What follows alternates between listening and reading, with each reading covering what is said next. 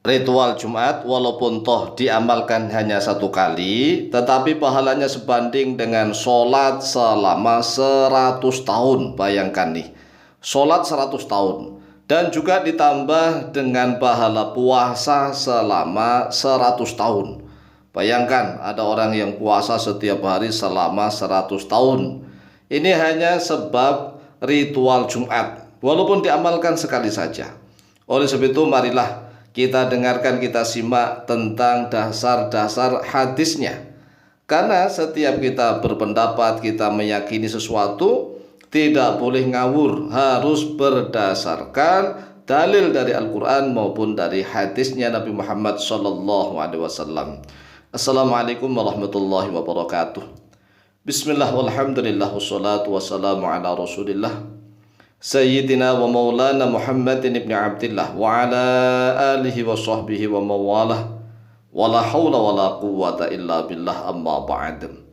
Saudaraku kaum muslimin wal muslimat rahimakumullah, wabil khusus saudara-saudara kami para pecinta dan subscriber channel YouTube Al-Mu'alim Center dimanapun berada, yang tidak lupa dan tidak bosan-bosannya senantiasa kami doakan semoga Allah Azza wa Jalla memberikan kesehatan, sehat walafiat lahir dan batin.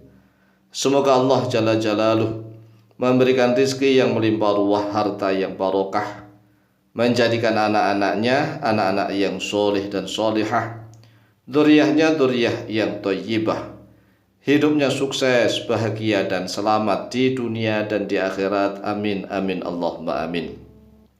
Saudaraku kaum muslimin wal muslimat rahimakumullah, pernahkah kita mendengar suatu amalan yang dilakukan pada hari Jumat, disebut ritual Jumat?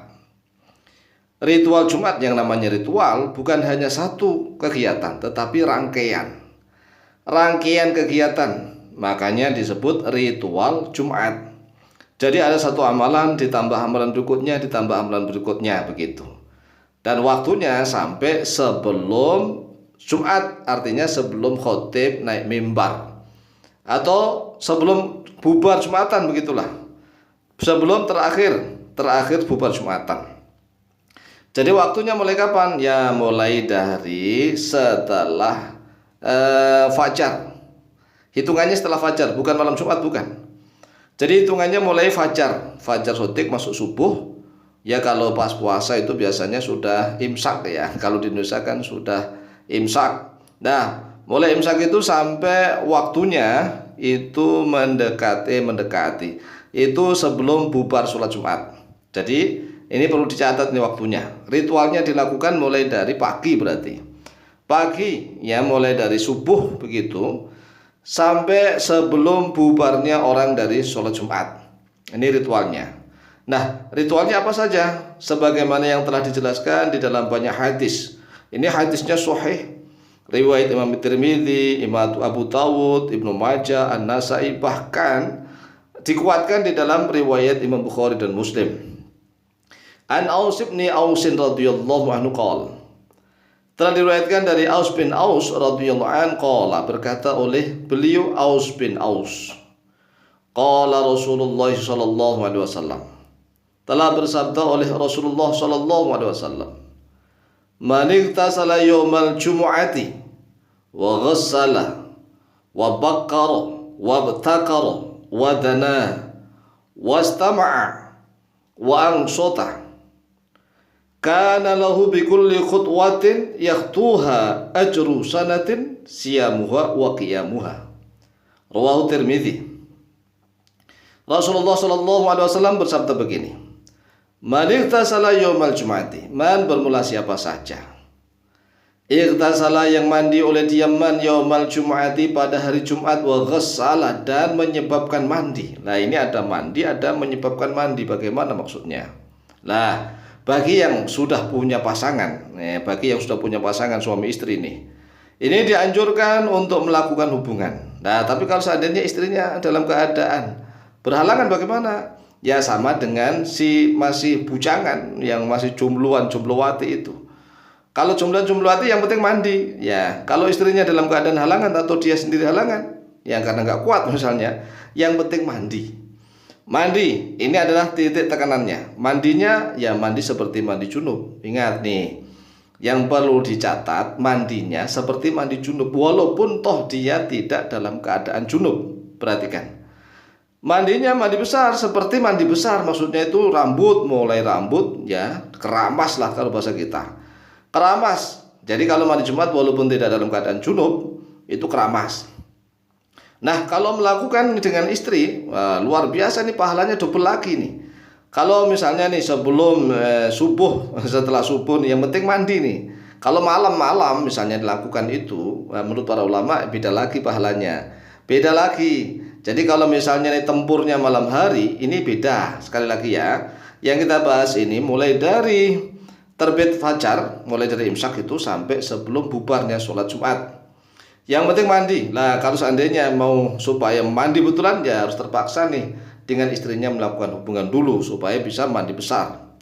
Nah, kalau nggak punya istri, jomblo-jombloan atau punya halangan, tidak bisa, tetap mandi. Mandinya tapi mandi seperti junub, yaitu keramas. Pokoknya mandi keramas. Wabakaro dan berpagi-pagi. Wabtakaro dan dia segera mendahului. Artinya, ya kalau misalnya sebelum yang lain ini kumpul ke masjid, datang ke masjid, dia duluan, berusaha duluan. Tapi ya nggak banget-bangetan lah, maksudnya jam 10 kalau di waktu Indonesia Barat ke masjid itu udah kebangetan. Ya paling enggak jam 11 lebih ya, jam 11 lebih. Setengah 12 sudah mepet, sudah didahului orang. Tapi ini nggak menjadi syarat walaupun tidak sudah didahului orang. Yang penting dia duluan, nggak terlambat begitu. Wadana dan mendekat kepada imam, berusaha ke depan sopnya. Wastama'a dan mendengar oleh diam iman ini kepada khotib Jumat. Wang sota dan diam. Nah, ini kan gampang sekali nih. Semuanya gampang nih dilakukan. Wes pokoknya mandi, keramas, kemudian segera berangkat sholat Jumat. Ya usahakan ke depan. Kalau seandainya depan sudah full ya semampunya di sop berapa. Tidak harus di depan pol, tidak. Kemudian dia mendengar dan diam. Kana lahu bikulli khutwatin yahtuha.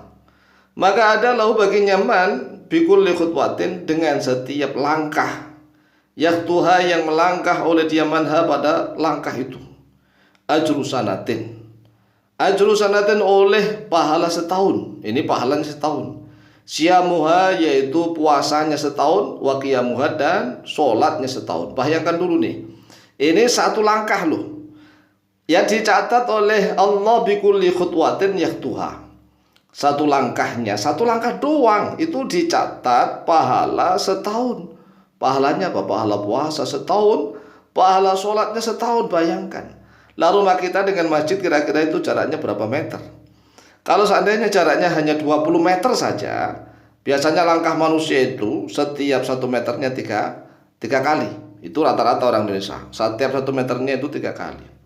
Nah, 3 kali 6. 3 kali 6 sudah berapa tuh? Berapa? Ayo dikalikan sendiri. Ya kurang lebih lah, pokoknya 100. Ini rata-rata 100 langkah dari rumah ke masjid. Nah berarti kan 100 tahun. Lah kalau rumahnya agak jauh lagi, 200 langkah, berarti 200 tahun. Pahala 200 tahun ini, pahala sholat dan pahala puasa selama itu. Selama 200 tahun, kalau memang dia itu masjidnya dari rumahnya agak jauh. Ini kan sungguh luar biasa. Hadis ini, redaksi seperti ini diriwayatkan oleh Imam Tirmidzi, nomor hadis 456, dan juga oleh imam-imam ahli hadis yang lainnya. Demikian, silakan diamalkan, insyaallah fadilahnya sungguh luar biasa. Wallahu taala a'lamu bishawab.